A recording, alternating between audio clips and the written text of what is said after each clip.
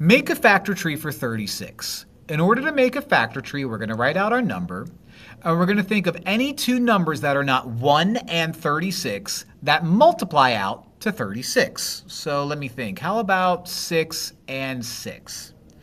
Now, if any of the numbers are prime, you circle it. Well, neither of these numbers are prime. These are both composite. So you're going to do the same thing with both of these numbers that you did with 36. What two numbers that are not 1 and 6 can I multiply together to give me 6? Well, how about 3 and 2?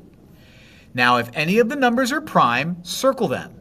3 is prime because you can only divide it by 1 and itself, and 2 is prime because you can only divide it by 1 and itself.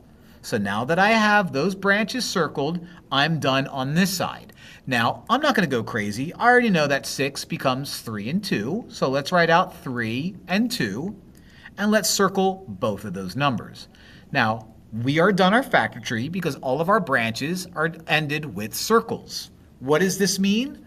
3 times 2 times 3 times 2 is 36. And that's our factor tree.